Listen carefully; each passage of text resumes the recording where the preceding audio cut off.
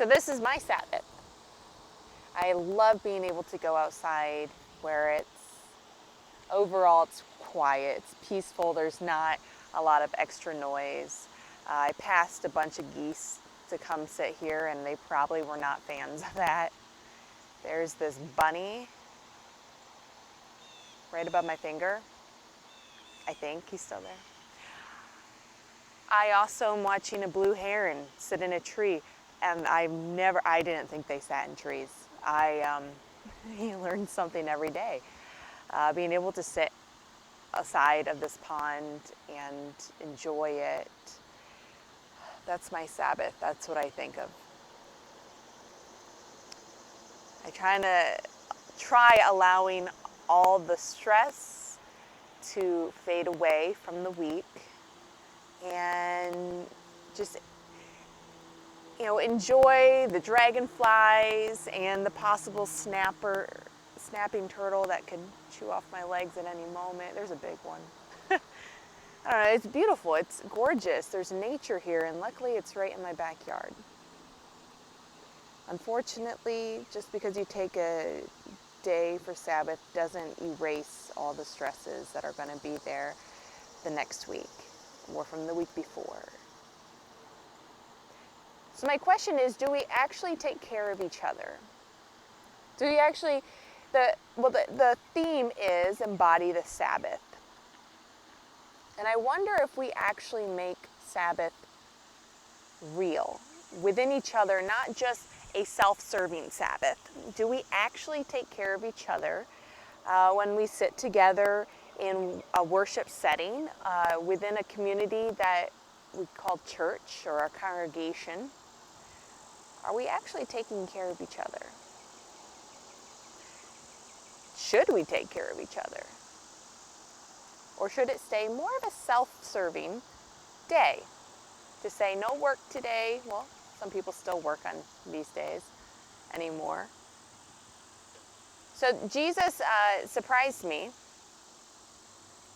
in reading it. It wasn't the woman that approached Jesus. She just showed up and was there.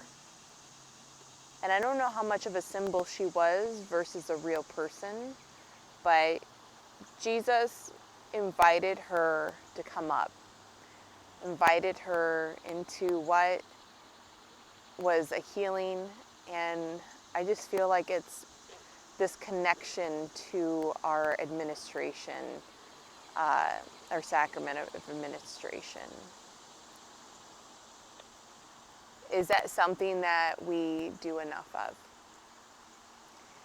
Are we able to become vulnerable? I think administration is an incredibly vulnerable sacrament. Even though you don't have to open up on all the nitty-gritty of your life and stresses, it's still a time to sit and be cared for and prayed over and loved and surrounded. And it's just that word vulnerability just keeps coming up. If we look into what would it take to make the Sabbath come to life and to live out its full purpose, the vulnerability is going to be there, whether we like it or not. I hate it. I mean, I'm with y'all too. I hate it and I'd rather not, but it's so important, the vulnerability. If you truly want to break away and to be revived and make it through another week, sometimes it's going to take a vulnerable moment to ask for help or to invite people to help. So administration, and I come to that because I think that's really should be talked about more often, and maybe not very many people know so much about it. So you can ask for it or you can be invited to it. It's a full circle, and maybe we aren't inviting enough people to it, or maybe we just don't teach others how to ask for it. Are we preparing one another, preparing our congregations and our environment to be safe, to be secure, and be a place where people feel like they can become vulnerable. And we have to have our ministers there who are willing and capable of helping create those environments where people do feel like they are safe enough to become vulnerable. Are we taking care of our congregations first? And making sure that if we choose and want to have others to join us in worship and join us in the ministries that we have going on, are we truly being a people who create a community? Are we creating these true communities of Christ that people want to come to, they can trust, they can feel safe in, and they can learn little by little how to be vulnerable?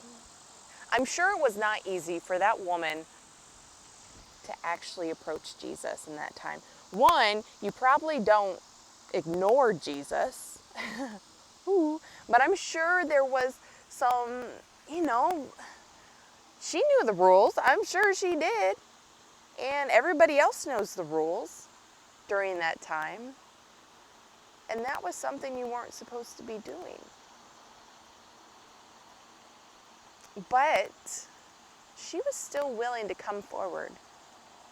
She was still willing to break down amongst a lot of vulnerability, of being tossed out, being set aside, and getting in trouble for just needing to be healed. And unfortunately, I think we sit in our congregations also afraid to raise your hand in worship and ask for that help, or to invite someone to your home, ministers to your home,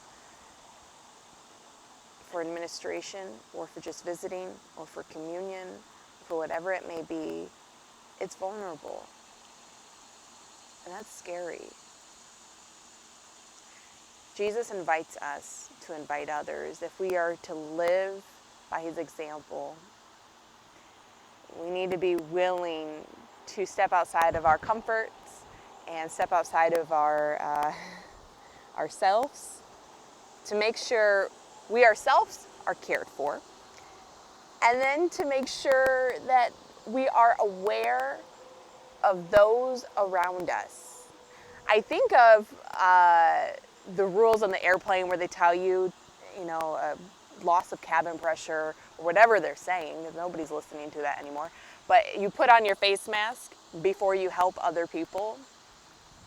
Well, we'd have to take care of ourselves. I'm not asking anybody to go out there and do it all on their own, or to bust through and just deal with whatever you got going on just so you can care for others, because that's burnout, and that's not necessary, and that's not going to take care of our community very well, because each and every one of us is super important to our community. We all have gifts and talents and things that we can bring to the table, and I hope we are nurturing those gifts.